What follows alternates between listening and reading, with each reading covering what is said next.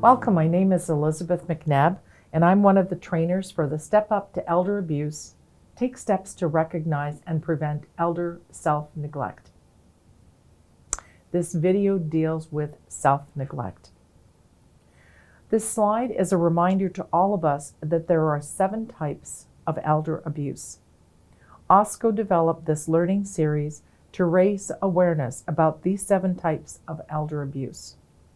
We'd like to thank the New Horizon for Seniors grant for funding this learning series. In this video, we focus on elder self-neglect. You will learn how to recognize the signs of elder self-neglect, what the indications of self-neglect are, the warning signs of self-neglect, prevention and help for elders living with self-neglect, and there's a case study. If you believe you are being abused and are in immediate danger or risk of harm, please call 911. A provincial charity, the Ontario Society of Senior Citizens, has been around for more than 30 years. We bring together individual seniors and organizations to enhance the quality of life of aging Ontarians through knowledge. We've developed a variety of active learning programs for people who are 55 plus. These are available in select locations in the province. So what is elder self-neglect? It is not uncommon for health professionals to encounter self-neglect.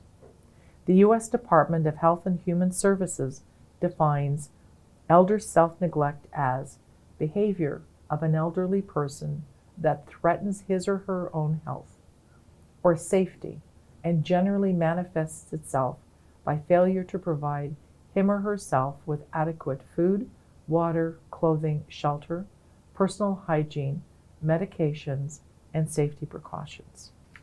So, what can elder self-neglect look like? Self-neglect is a form of elder abuse. Sometimes it happens when an older adult is no longer able to perform essential self-care. They may lack basic personal hygiene skills, appear dehydrated, or live in increasingly unsanitary or dirty conditions. They may also be malnourished or underweight. They may be unable to pay bills or properly manage their medications. Self-neglect may be caused by physical or mental impairment, or diminished capacity, or all of the aforementioned. Self-neglect may also be a sign of depression, complex grief, various stages of dementia, or indicate a medical problem such as a urinary tract infection or acquiring a disability. In other cases, the older person simply refuses to get help, even when they know that the negative impact of not doing anything is harmful to them. The older person may be in denial about changing life circumstances. They might feel ashamed about needing help or worried about asking for help, meaning they would lose their independence. They also may be socially isolated or physically living alone. So what are the warning signs for people living with self-neglect? There may be unusual weight loss, malnutrition, dehydration. There could be increased alcohol or substance abuse. There could be unsanitary living conditions, dirt, bugs, soiled bedding, and clothes. The person is being left dirty. They have not washed or cleaned themselves for extended periods of time. They're not wearing appropriate clothing for the weather. Their mental health issues increase. They refuse service. Who's at risk of elder self-neglect? Self-neglect is more a life circumstances change issue. Older people living alone, who are defined as elder orphans or who have poor social networks and may be socially or physically isolated, are at greater risk. Self-neglect is also associated with a significant increase in premature death. How can an older person reduce the risk of self-neglect? The most important activity is to maintain social networks and social connections. How can an older person reduce the risk of self-neglect? The most important activity is to maintain social networks and social connections. Older people who have limited or non-existent social networks are more prone to falling into a dangerous pattern of self-neglect. Fuel your curiosity. Become a continuous learner so that you have the skills to adapt to changing life circumstances, such as becoming physically handicapped or developing cognitive impairment. Remember that we are all interdependent. Accepting help with personal care, housekeeping, medical care, and financial management does not mean a loss of independence. And don't dismiss suggested interventions by healthcare professionals, social service agencies, friends, and family without considering. Maintain your autonomy and rights, while refusing help may also mean that people might stop offering to intervene in the future.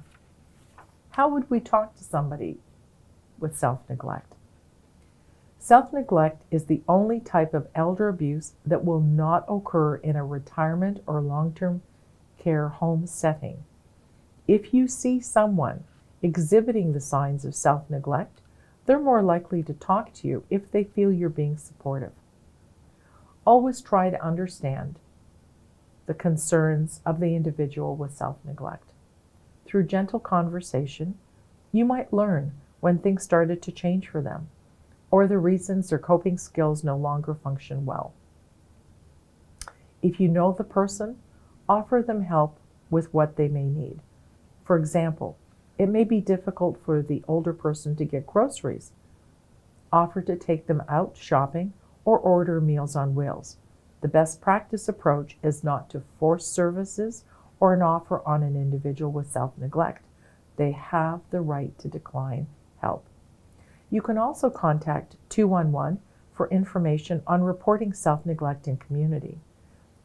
However, if you believe the elder is in immediate danger or risk of harm, call 911 to report the self-neglect. Let's review the case study of Brian.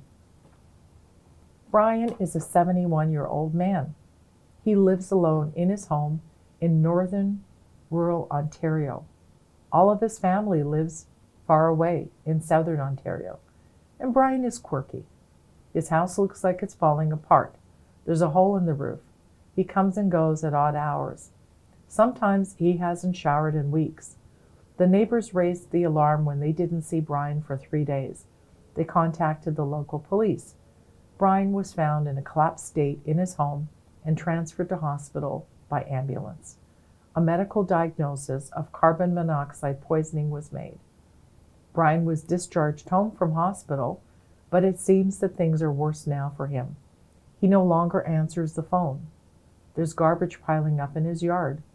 Brian understands the consequences of his self-neglect, but he tells people he just wants to be left alone now that his dog has died. So let's do a quick check. What are the signs of this abuse? Who is the victim? Who is the abuser? And in this case, what's the example of elder abuse? Let's turn over the slide. Well, here are some of the signs you may have identified. Brian is dirty. His house needs repair. He had a carbon monoxide issue, which means he wasn't taking care of himself, and there's personal hygiene issues. Who's the victim? Brian is both the victim and the abuser. They're the same person. Is this a case of elder neglect? Yes. It is elder neglect under the description of self-neglect. Brian is capable of making a decision. He has capacity to do so for both health and financial management. He understands the risks and issues associated with his lack of self-care, but he tells everybody, I want to be left alone. In this video, you learned about self-neglect, how to recognize elder self-neglect, what it is, what it might look like. We also learned who could be at risk of elder self-neglect and how to prevent elder self-neglect from happening. We also identified how to talk to an elder who is exhibiting signs of self-neglect. Please visit OSCO's website at www.ossco.org under the Step Up to Elder Abuse, Resources and Information on Elder Abuse to pull down a list of agencies for information and assistance with referral and support. If you do not have access to a computer, you can also call OSCO at 416-785-8570 and ask for the list of agencies to be mailed to you. We'd like to thank you. Thank you to New Horizons for Seniors for funding these elder abuse awareness videos. We hope that this video on elder self-neglect has been helpful to you.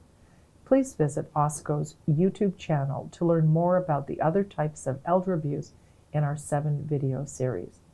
You can also visit www.ossco.org for more information on elder abuse awareness and prevention, including our Ask an Expert section. You can contact OSCO by phone at 416-785-8570 for more information on this and other elder abuse awareness and learning programs.